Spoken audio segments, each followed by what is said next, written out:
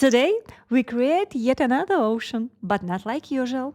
I've made all kind of seas before, with the bark, semolina, and even baking soda. All my tutorial you can find on my YouTube channel. But today it's going to be textured, detailed, and with a new type of form. So, my canvas is a plywood panel. I prime it with acrylic paint and let it dry. Now, look at the colors I'm getting on my palette.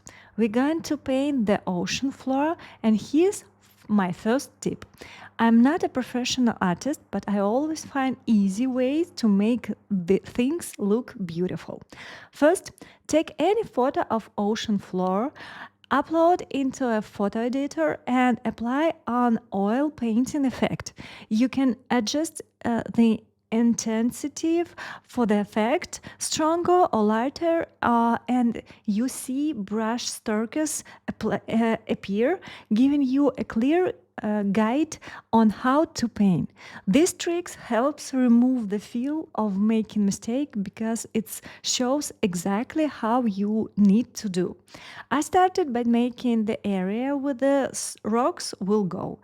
Then create the background and the flow of the water. I don't dilute the paint too much with the water. I only use the water cup to clean my brush. Then I wipe it well on a napkin. If the brush is too wet, a puddle will form on the surface, create a patchy spot. Right now, we're assembling the painting like a puzzle. First, we make round shapes, then we fill them in, and on top of that, I add silhouettes and highlights. I don't try to create shapes line right away. I start with the lighter shapes and gradually refine them with the brighter, more definite strokes. Look at the lower left corner. The rocks area crust and detailing, but as they go higher, they sink deep into the water where the waves disturb them. This is where you can free paint abstract, uneven shapes. There's no mistake here. Underwater, everything shifts and changes form.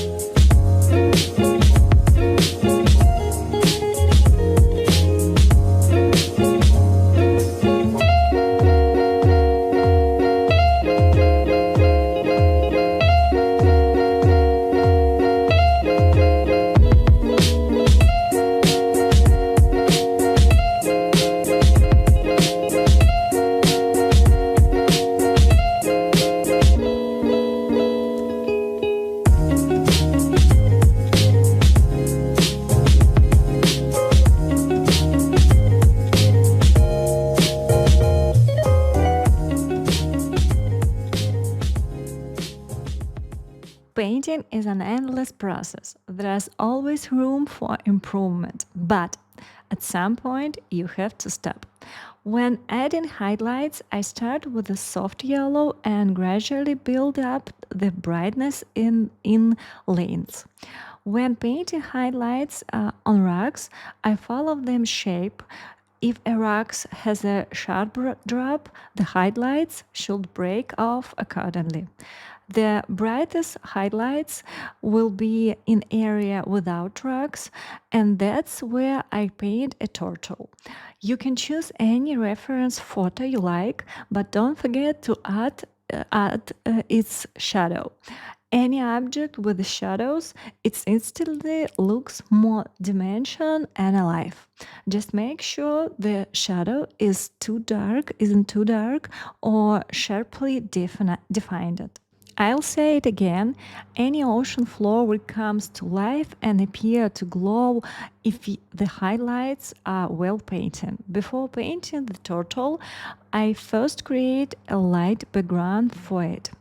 Otherwise, the paint won't adhere well, and the ends won't be as sharp.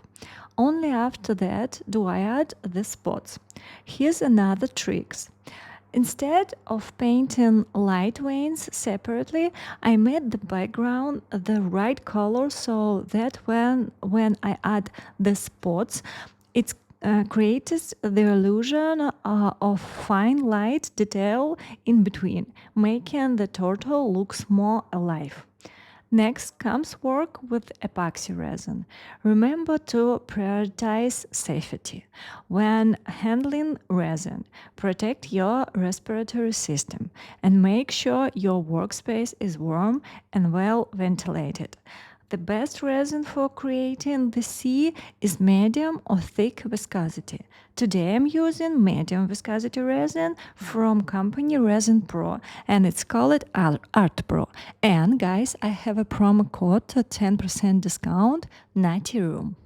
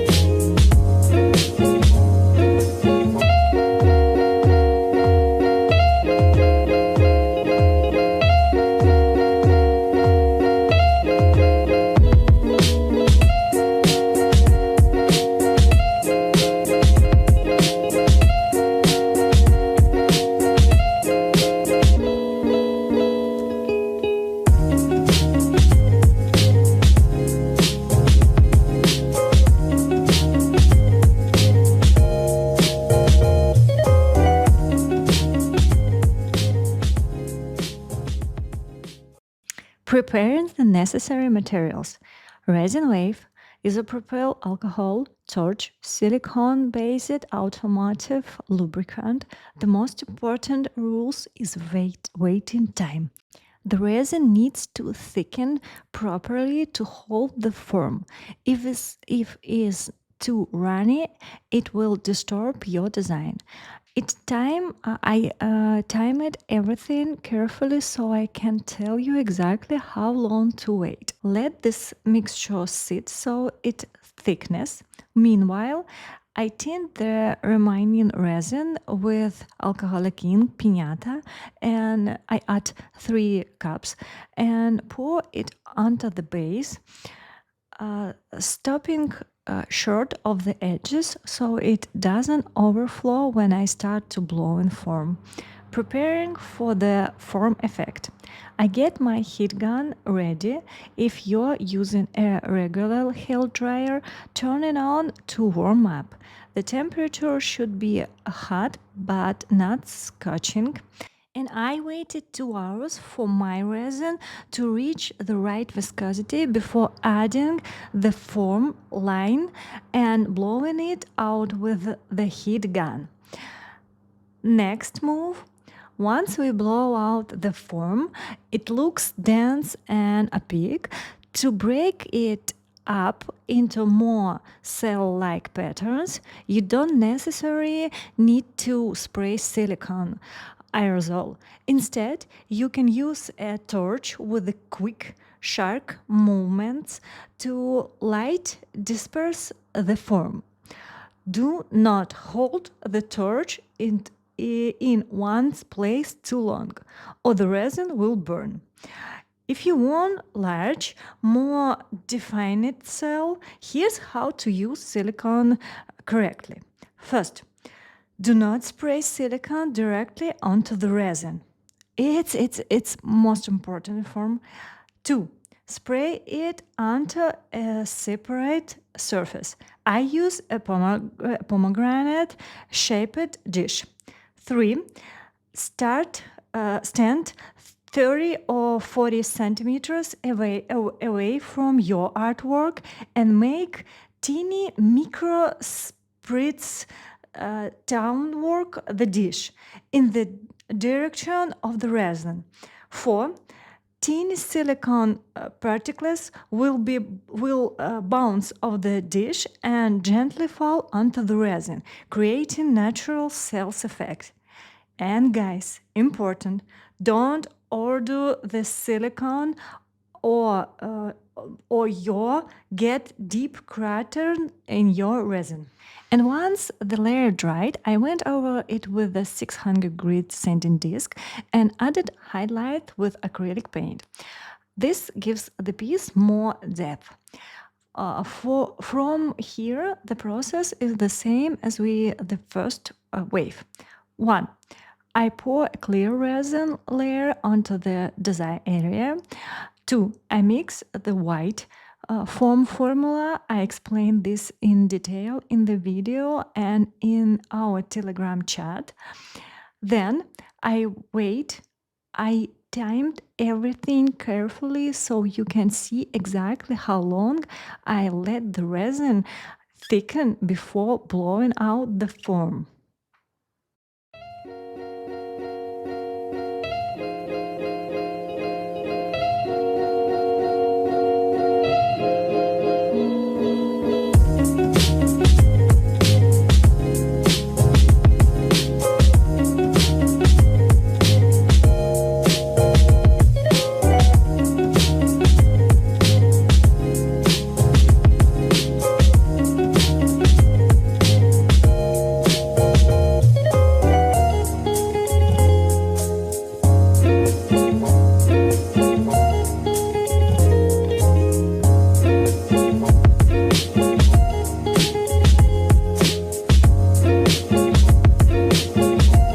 And ta-da! It's magic and you can do it. My name is Natalia Rumina and it's video tips for you. I have more lesson, more tutorial, more tips for you on my learning platform Patreon and private Telegram chat. If you want to join it, please write me.